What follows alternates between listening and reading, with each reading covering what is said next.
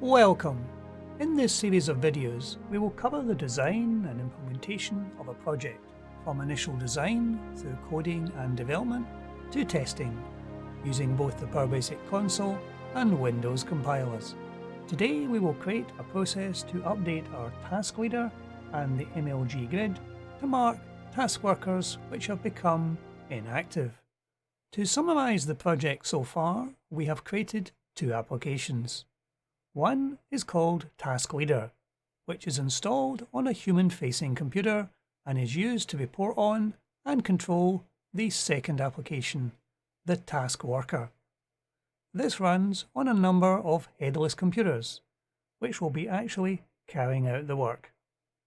Today we are going to update the process that summarises the status of the Task Worker to detect when the Task Worker has become inactive.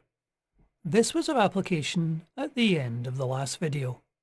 In these project videos, we will be making use of many libraries and code that have been developed in the other videos. So generally, the project videos will be pulling together many different strands of code. What we're going to be doing today is principally working on the Task Leader application by adding a process to determine whether a task worker has become inactive or not, and additionally adding a toolbar.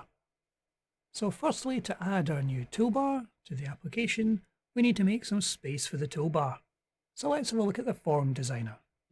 Since our toolbar is going to go to the top of the screen, we'll want to move some of these objects down slightly.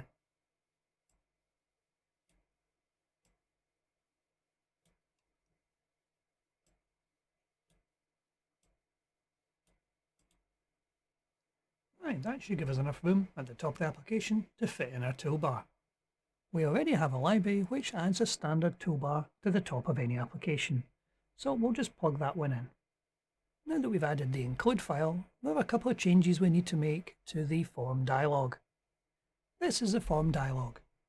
The first thing we need to do is to add a toolbar object to the dialog. We can do this with a simple control add toolbar command. And we're going to call the function within the library we just added to create our toolbar. As our toolbar uses an IDC toolbar constant, we need to add that to the top of our application.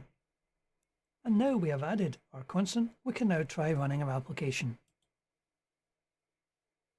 And there is our toolbar at the top of the dialog. Now that we've added our toolbar, we want to set up some events in the dialog callback function, the event handler. Down at the WM command section, this is where we'll want to create our events. So these are the events we'll need to create: an add, a save, a help, and a reports. Each of these constants has been created in the library we've included, as you'll see from the top of the library.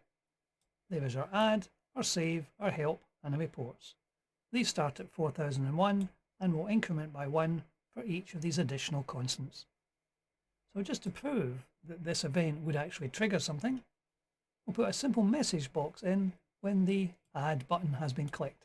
So if we run the application now and click on the add item, our message box will pop up. This proves that our event handler is fully functional. The second task in this project is to monitor the task workers to see when one of them has become inactive. In order to determine whether a worker has become inactive or not, we need to have a general timeout value, which will be the number of seconds before the worker is considered inactive. So if the worker keeps responding within this time limit, we'll consider it as active. If it has not responded, we'll then consider it as inactive. So we're going to create a constant, which is a number of seconds, to determine that threshold. So we're setting 180 seconds to be the number of seconds before a worker will be considered to be inactive. So if we look at the callback function again, the event handler for our dialog, we'll see there are two key pieces of code at the beginning of the initialized dialog. There is a timer and there is a thread function. The timer runs every 10 seconds. And if we look at the timer event, we'll see at the moment, all that does is it updates the number of active workers using this global value. The other part is the thread monitoring. This thread is created when the dialog is initialized. The thread runs constantly and its sole task is to listen for incoming messages from the workers. So let's look at one of the task worker machines. We're now connected to one of the computers which is acting as a task worker. The binary for the task worker does not actually exist on the task worker computer itself. It exists and is stored in a task worker folder on the NAS, disk 001. The task worker application is a scheduled task. We're using the System Scheduler Professional to run these scheduled tasks. We did a video on System Scheduler Professional as one of the third-party videos. It's a very useful piece of software and much easier to use than the Windows scheduler itself. So we've created a schedule which will run every 3 minutes. So since this application will run every 3 minutes, it should report back to the task leader within the timeout period. So if we just enable this event so that we'll start running, and we can run it for the first time, and we'll see it's sending back to the task leader, which is not at the moment running. So if we run the application, we'll see we've picked up 3 of the messages. So it's running quite happily.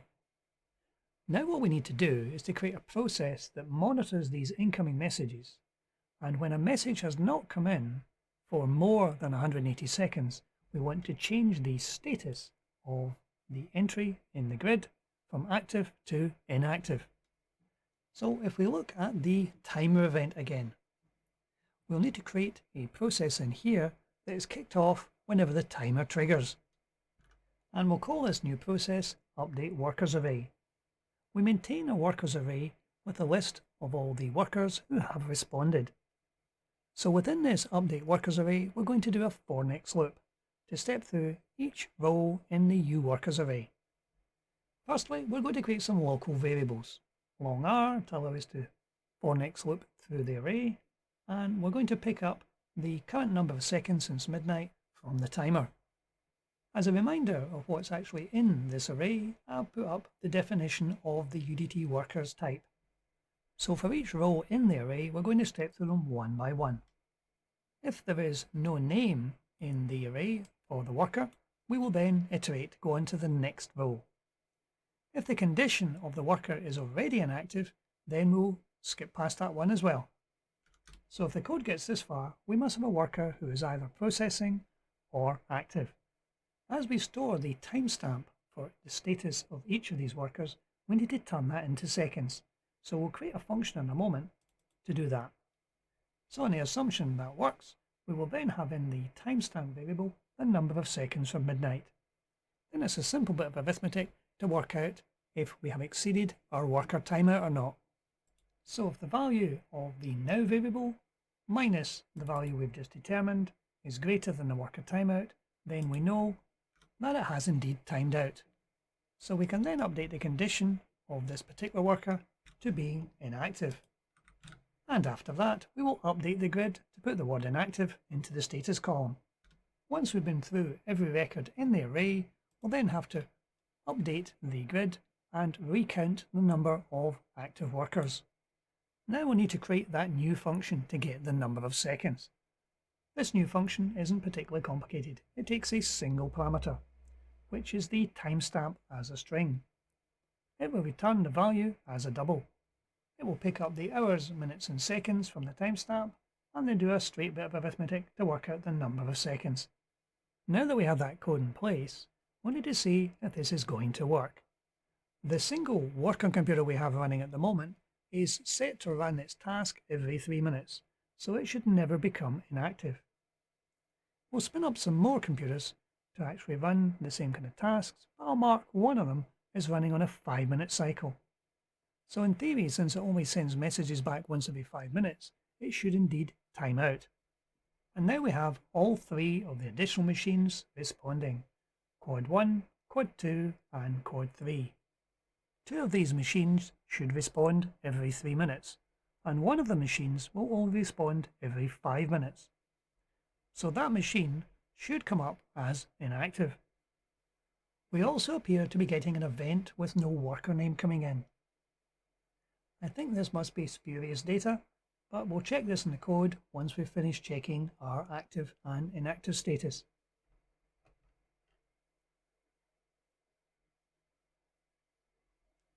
And there we have quad 003 now appearing as inactive, as it has been more than 3 minutes since the last timestamp of status. All the other machines are quite happily showing as active.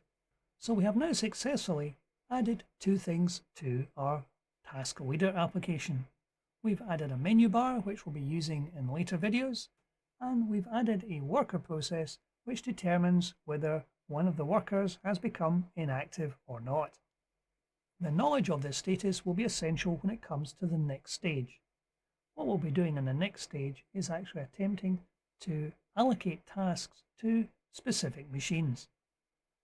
And the idea behind this is tasks will only be passed to machines whose status is active.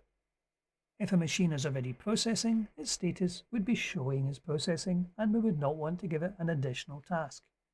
If a machine was inactive, it may well be busy doing something else, or it may have been turned off. And therefore we would not want to give it a task to do either.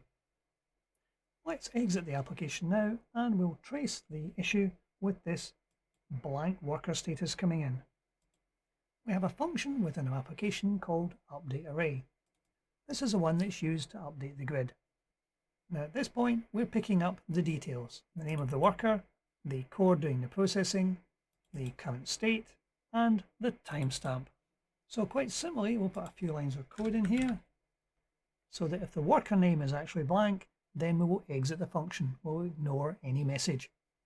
So if we try running that now, and there we have a status coming in, and we should no longer get any blank values coming in.